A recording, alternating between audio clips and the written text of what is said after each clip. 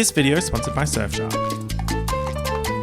And so I couldn't help but wonder, what if all this time my name was Mike and I was welcoming you to Mike's Mike? So I've been watching Sex and the City. I am in fact the last person on earth to watch it, and that is a fact. You can Google it. This all came about because I've been writing my own original film scripts, right? And as part of that, I'm writing a comedy about breaking a world record. It's a whole thing. And I'd heard good things about the comedy writing in Sex and the City. And people have been telling me to watch this show for years, saying that I would love it. And I've always been like, yeah, whatever. I'll get around to it when I get around to it. But see, when I started it, I was like, oh, this is very serious. This is absolutely excellent. Everyone was right. Then I was posting little mini summaries of my thoughts after each episode on my Instagram story, which was really fun and people were enjoying that, but they wanted more. So here we are, girls. This is not a recap video, even though on my Wikipedia page it says that's what I'm known for. Less recap, more so categorized thoughts, because I was less interested in what was happening plot-wise, but more so how the characters were acting in these situations and how they interact with each other and their world. Also on that, I have only seen season 1 of this show, and I'm consciously deciding to document my thoughts before I watch something later in season 2 that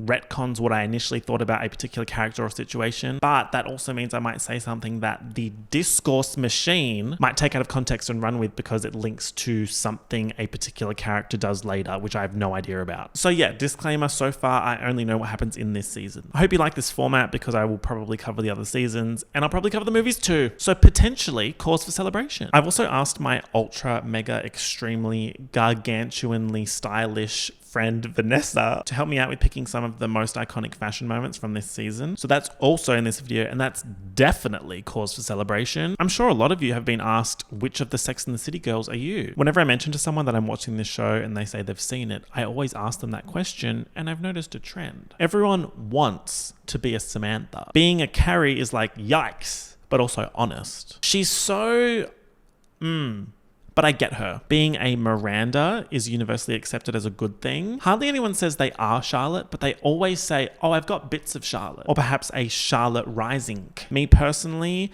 a mix between Carrie and Miranda, I would say. What can I say? I've got that Carrie in me. Example. And so I couldn't help but wonder, was I leaving myself open to attack?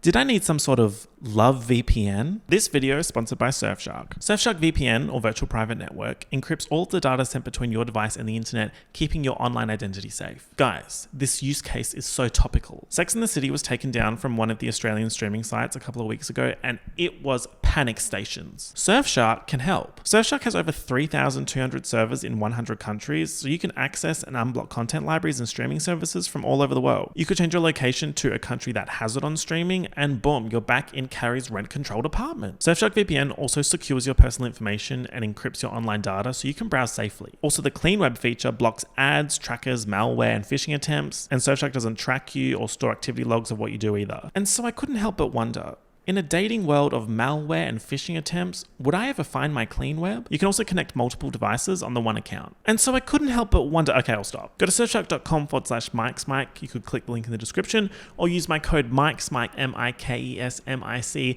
to get 4 extra months of Surfshark VPN. Surfshark offers a money-back guarantee, so there's no risk to try it out. Thank you to Surfshark for sponsoring this video. Now let's get back to New York. Hey, I'm walking here. Carrie Bradshaw. Wow. Boy, does she contain multitudes. Oh my God, the multitudes of it all. She's at times absolutely insufferable, irrational, a terrible friend, and embarrassing. But then she's also sometimes a supportive friend, a girl with great taste, a talented writer trying to make something of herself, and just a girl trying to get by. I just can't hate her. In fact, I like her. And when she says things like, so what do you want to be when you grow up? Oh, well, I think this might be it. I feel bad for her. Believe in yourself. Carrie writes a column called Sex and the City, and oh my God, you would simply not believe it. It's about sex and the city. The concept of having a column in a magazine or a newspaper, very chic. I also feel like Carrie Bradshaw is somewhat responsible for the sudden influx of late 20s/early 30s woman in a 2000s movie who works at a magazine. Devil Wears Prada, Confessions of a Shopaholic, How to Lose a Guy in 10 Gays. How to Lose a Guy in 10 Gays. Am I okay? How to Lose a Guy in 10 Days. That last one is really good because Kate Hudson's Andy is 23, lost mention, and she has a master's degree and this really cool job at a magazine, and it's like, sheesh, girl, leave something for the rest of us. Am I right? So Carrie's our main gal. She's 32, she's dating in New York City, she's got her group of girls. She also narrates this show. So I walked 48 blocks in $400 shoes. It's not some holier-than-thou narration about what she gets up to. She knows when she's doing something ridiculous or cringe or nauseating or pathetic. Sometimes she says things about her friends that make me go, oh. She also has some moments of breaking the fourth wall and talking directly to the camera, which apparently is not as much of a thing after the first season. Why are there so many great unmarried women and no great unmarried men? We also get some of those to-camera confessional-esque moments from other people. I think these women should just forget about marriage and have a good time. I have thoughts on this. I like the random people doing it. Carrie less so. I think it's because when random people do it, it makes the show feel more lived in and almost documentary vibes. Like if Carrie's writing about dating habits and then there's a bunch of random people talking to the camera about their dating habits, it makes it feel more real, if that makes sense. Being beautiful is such a power. You can get whatever you want. But when Carrie does it, it breaks the fourth wall and makes it more capital TCS, The Carrie Show. Both are fine, it's just different vibes. But yeah, apparently this doesn't happen much after this season though, so RIP. Carrie Bradshaw is always in a situation, and oh my god, I love that. I love it when Carrie Bradshaw is in a situation. It is one of my favorite things. Seeing her friend's husband with no pants on in the hole. Saying, not really, when someone asks if she's married, even though she's not even dating anyone. Accidentally getting paid $1,000 for a one-night stand. Pitching a children's book about a girl with magic cigarettes. Following her boyfriend to church so she can meet his mother. Carrie's also a thinker. Such a thinker. A ponderer even. And she thinks great things. I'd read her column for sure. Although some of the shit she comes out with, I'm like, like, why are you saying that married versus single people is just the same as the war in Northern Ireland? What? Our other girls are Miranda, Charlotte, and Samantha. I sort of feel like there's actually 5 women, the 5th being New York City herself. The city feels like a character. And guys, these are such great characters. I love them all. They feel so alive. Let's start with Miranda. Been with the firm 8 months. I haven't once seen you with a guy. Circumstantial, Jeff. I'm single. I would say Miranda is smart, important lawyer lady eats salad in great outfit. During narration in episode 1, Carrie says that Miranda had decided that all men were assholes. In episode 3, when Miranda was mistakenly set up with a woman, Carrie narrates, on the east side, a pseudo-lesbian couple attended a right-wing Republican dinner party. In episode 4, Miranda was drafted into the serve war with this outfit. In episode 6, about Carrie's dress, Miranda says, It's tits on toast, baby, but you make it work. In episode 9, Miranda has this insane flashback bob. She's very smart and she knows her worth, which seems to make dating very difficult. And you know what? I get it, girl. I get it. Where the other women have a new boyfriend every episode, Miranda sometimes goes months without a date and it's like a thing. I would be like, oh my god, lay off Miranda. It's not that bad that she hasn't been on a date in a couple months, but the show is called Sex and the City. It's not called reality.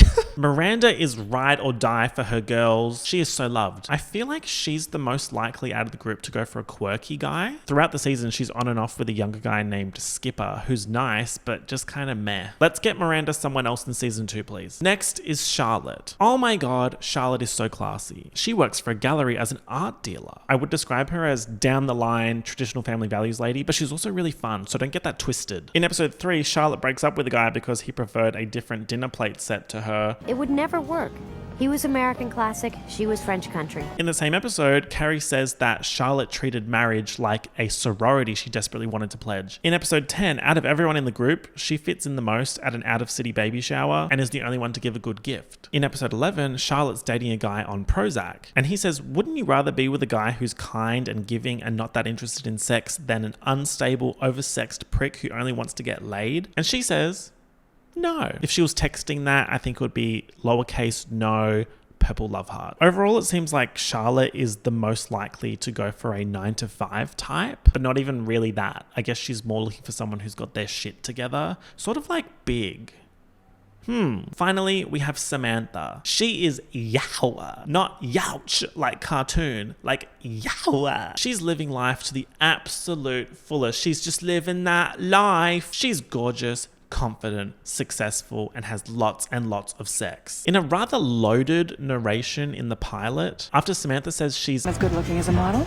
Plus, I own my own business. Carrie says Samantha had the kind of deluded self-confidence that caused men like Ross Perot to run for president, and it usually got her what she wanted. Let's take deluded self-confidence and change that to she's a go-getter. If Samantha Jones wants something, be that a reservation at Balzac, a new apartment, or a married man, she will go get it. She's also probably the funniest of the group. Hello. It's over. I told my wife.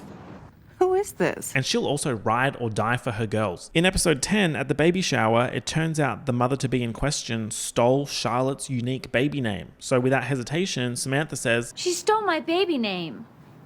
You bitch.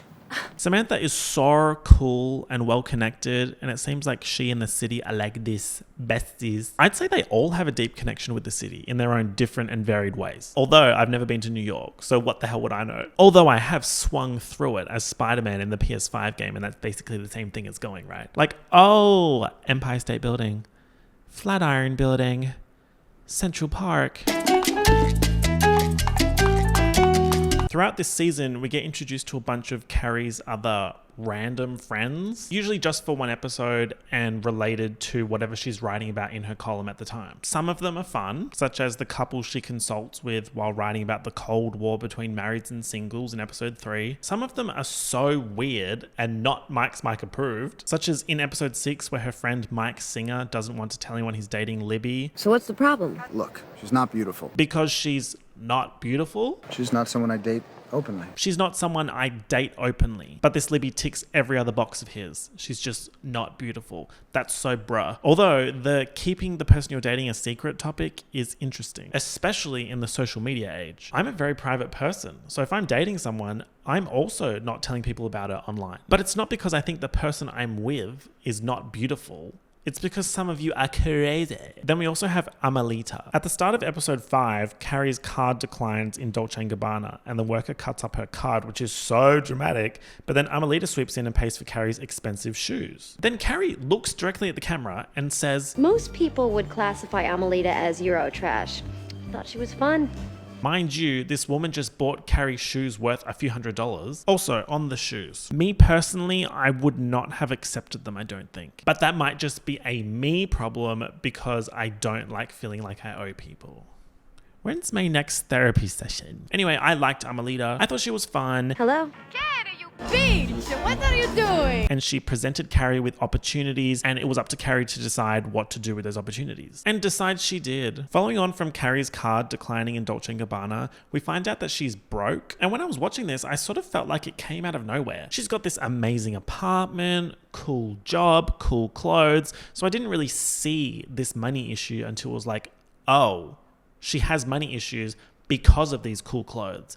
And this cool job she has doesn't actually pay very well. Her apartment is rent controlled, which must be how she affords it. But the terminology rent controlled doesn't exist in Australia. So at first I was like, Ray. Speaking of the apartment, it's completely different in the first episode compared to the rest of the season. But that's definitely because the first episode was the pilot. Shows often just do anything in the pilot. Like, what the hell was happening with Carrie's hair? But back to talking about Carrie's random friends. There's Gabriel Macht from Suits in episode 2. But that also confused me because how old are you? I thought he was young in Suits, which started in 2011. But it turns out he was 26 when Sex and the City came out in 1998. And he's now 53.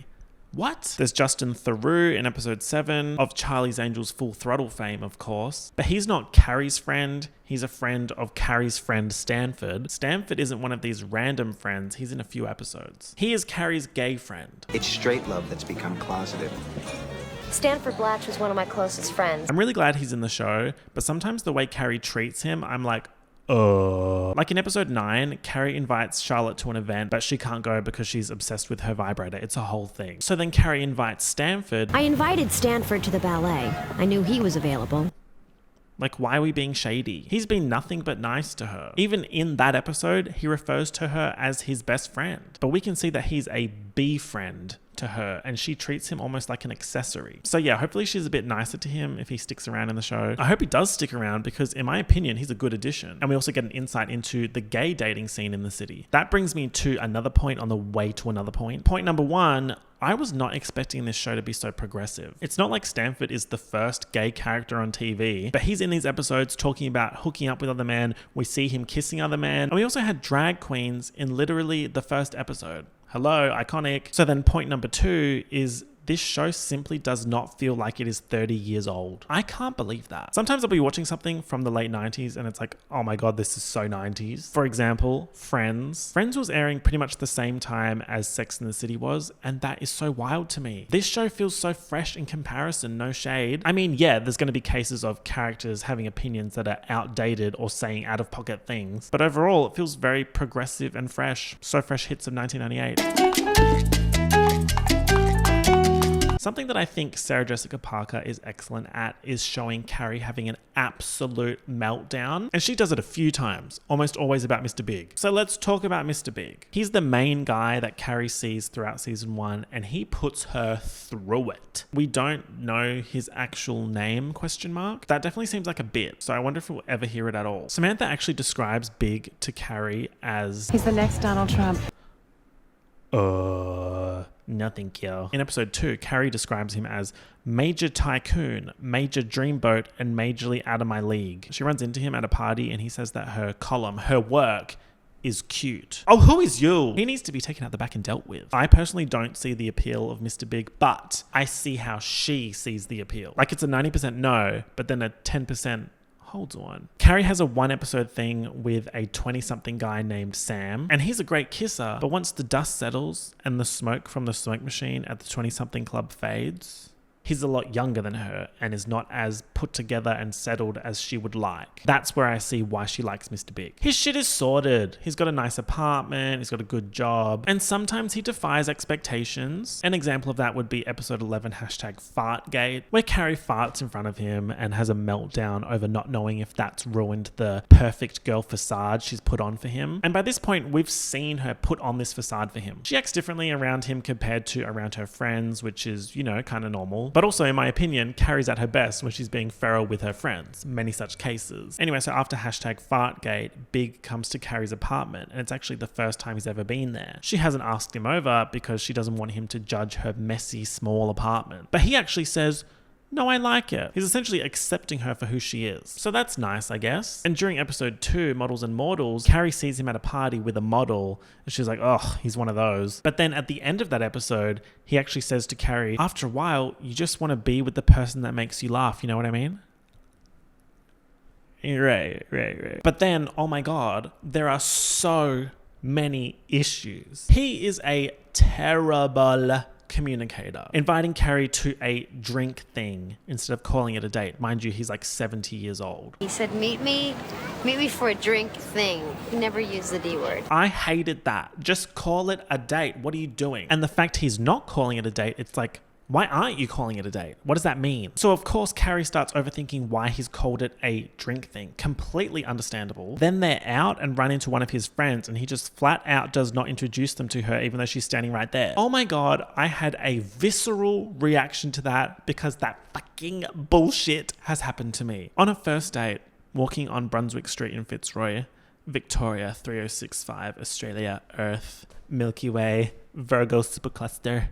And then continuing the trend of fuckassery, he invites a friend to their date. And would you believe that has also happened to me? I'm gripping this chair so hard, it's white knuckle out here. Then, you know, they've been seeing each other for a while. And in episode 7, Carrie's forsaken her girlfriends for her new boyfriend, except it turns out he's still dating other women. Surprise. Hey, Carrie. Are you on a date? Sort of. Carrie, I would crash out too, girl. And I feel like every time they resolve these situations, it's Carrie forcing something out of Big. He's doing all that at his big age. As I said in my story post, he's running around acting like a 15-year-old. Meanwhile, retirement is around the corner. In episode 8, Big casually mentions that he has an ex-wife. Sorry, what? You're just saying this now? After dating other women gay? So of course Carrie goes looking for this ex-wife, and it turns out she's lovely and smart and cool and gorgeous. The way Carrie meets her is so silly because this woman is in publishing. So Carrie's scheduled a meeting with her, and it turns out this woman works in children's books. So Carrie has to pull something out of her ass in this meeting and pitches a book about little Kathy and her magic cigarette.